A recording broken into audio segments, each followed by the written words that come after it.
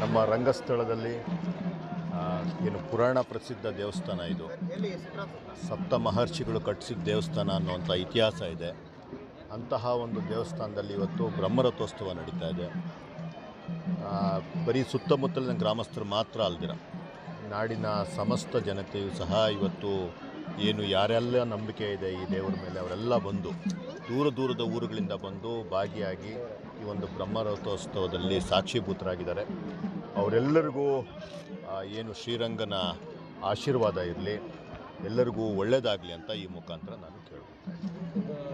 ಸಾವಿರಾರು ಭಕ್ತಾದಿಗಳು ಬಂದಿದ್ದಾರೆ, ನೀವು ಹೋಗಿ ದರ್ಶನ ಮಾಡಿದ್ರಿ, ಏನೆಲ್ಲ ಕೇಳ್ಕೊಂಡ್ರೆ ಸರ್? ದೇವರನ್ನು ನಾವು ಈಗ ಕೇಳ್ಕೊಳೋದು ಬಿಟ್ಟಿದ್ದೀವಿ. ದೇವರಿಗೆ ಕೃತಜ್ಞತೆ ಸಲ್ಲಿಸೋದನ್ನು ಮಾತ್ರ ಕಲ್ತ್ಕೊಂಡಿದ್ದೀವಿ.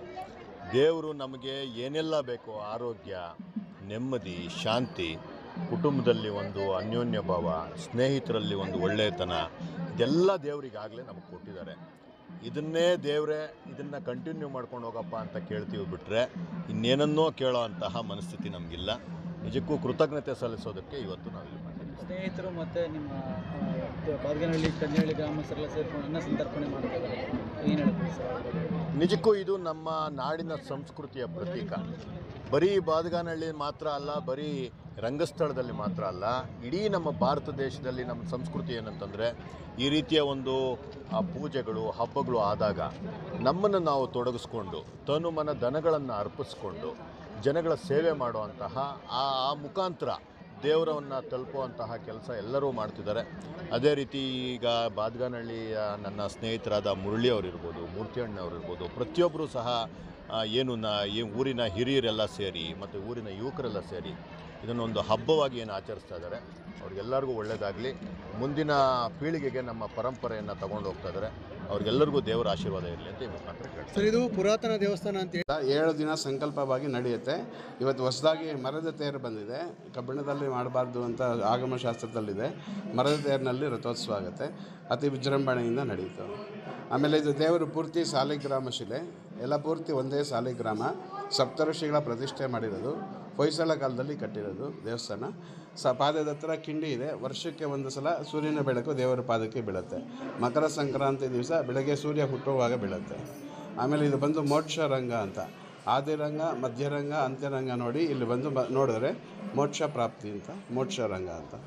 7 ದಿವಸ ಸಂಕಲ್ಪದಲ್ಲಿ ಇದು ಬ್ರಹ್ಮರಥೋತ್ಸವ ಆಗಿದೆ. ಪಾಂಚರಾತ್ರ ಆಗಮವಾಗಿ ನಡೆದಿದೆ. ಇವತ್ತು ನಡೆದಂಥ ರಥವನ್ನು ಎಲ್ಲಿಂದ ತರಿಸಿದ್ರಿ? ಯಾರು? ಮಲ್ಲೇಶ್ವರಮಲ್ಲಿ ವೇಣುಗೋಪಾಲ ಸ್ವಾಮಿ ದೇವಸ್ಥಾನ, ಅಲ್ಲಿಂದ ಬಂದಿರೋದು.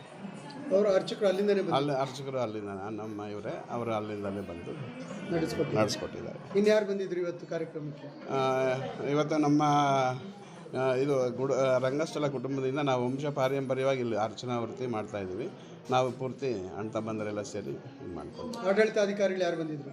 ತಹಸೀಲ್ದಾರ್ ಅವರುಗಳು ಬಂದಿದ್ರು. ಚೆನ್ನಾಗಿ ನಡೀತು? ಚೆನ್ನಾಗಾಯ್ತು, ಎಲ್ಲ ಚೆನ್ನಾಗಿ. ಭಕ್ತರೆಲ್ಲ ಜಾಸ್ತಿ ಬಂದಿದ್ದರು. ನಿಮ್ಮ ಹೆಸರಾಗಿ ರಥೋತ್ಸವಕ್ಕೆ ಸರಿಯಾದ ರೀತಿಯಲ್ಲಿ ಭಕ್ತರು ಸೇರ್ಲಿಕ್ಕಾಗಿಲ್ಲ, ಯಾರಿಗೂ ಗೊತ್ತಿಲ್ಲ ಅನ್ನೋದು. ನಾನು ಈಗ ಒಳಗಡೆ ಹೋದಾಗ ಸಹ ಅದನ್ನೇ ನಾನು ಗಮನಿಸ್ತಾ ಇದ್ದೆ. ಬರೀ ನಾನು ತಹಸೀಲ್ದಾರ್ ಅವರು ಒಬ್ಬರನ್ನ ಮಾತ್ರ ನಾನು ದೂಷಣೆ ಮಾಡೋಕ್ಕೆ ಹೋಗೋದಿಲ್ಲ. ಇಷ್ಟು ಪುರಾಣ ಪ್ರಸಿದ್ಧವಾದ ದೇವಸ್ಥಾನ ಎಲ್ಲ ಜನಗಳಿಗೂ, ಇಡೀ ಕರ್ನಾಟಕ ಜನತೆಗೆ ಮತ್ತು ಏನು ಇಡೀ ಭಾರತ ದೇಶಕ್ಕೆ ಸಲ್ಲುವಂತಹ ದೇವಸ್ಥಾನ. ಅಂತಹ ದೇವಸ್ಥಾನಕ್ಕೆ ನಿಜವಾಗಲೂ ಮೂಲಭೂತ ಸೌಕರ್ಯಗಳ ಕೊರತೆ, ಪ್ರಚಾರದ ಕೊರತೆ, ಅದನ್ನು ಏನು ಜನಗಳನ್ನು ತಲುಪಿಸುವಂಥ ಒಂದು ರೀತಿಯಲ್ಲಿ ಸರ್ಕಾರಗಳ ವೈಫಲ್ಯ, ಇದನ್ನೆಲ್ಲ ನಾನು ಒಳಗಡೆ ಗಮನಿಸಿದೆ. ನನ್ನ ಸ್ನೇಹಿತರ ಜೊತೆ ಚರ್ಚೆ ಕೂಡ ಮಾಡಿದೆ. ಇಂತಹ ಒಂದು ದೇವಸ್ಥಾನಗಳನ್ನು ನಾವು ಏನು ಪ್ರಚಾರ ಮಾಡೋದ್ರಿಂದ, ಮೂಲಭೂತ ಸೌಕರ್ಯಗಳನ್ನು ಕೊಡೋದ್ರಿಂದ ದೇವರ ಆಶೀರ್ವಾದ ಜನಗಳಿಗೆ ಸಿಗೋದನ್ನು ಮಾಡೋದ್ರ ಜೊತೆಗೆ ನಮ್ಮ ಸಂಸ್ಕೃತಿಯನ್ನು ಸಹ ಎತ್ತಿ ಹಿಡಿಯುವಂತಹ ಕೆಲಸ ಸಹ ಆಗುತ್ತೆ. ಅದೇ ರೀತಿ ಪ್ರವಾಸೋದ್ಯಮ ಸಹ ತುಂಬ ವಿಪುಲವಾಗಿ ಬೆಳೆಯುತ್ತೆ. ಜನಗಳಿಗೆ ಎಷ್ಟೋ ಉದ್ಯೋಗಾವಕಾಶ ಸಿಗುತ್ತೆ, ನಮ್ಮಲ್ಲಿ ಆರ್ಥಿಕತೆ ಮುಂದುವರಿಯುತ್ತೆ. ಇದನ್ನೆಲ್ಲ ಗಮನದಲ್ಲಿಟ್ಕೊಂಡು ಜಿಲ್ಲಾಡಳಿತ ಮತ್ತು ನಮ್ಮ ಕರ್ನಾಟಕ ಸರ್ಕಾರ ನಮ್ಮ ಈ ದೇವಸ್ಥಾನದ ಕಡೆಗೆ ಗಮನ ಕೊಡಬೇಕು ಅನ್ನೋದು ನನ್ನ ಒಂದು ಭಾವನೆ.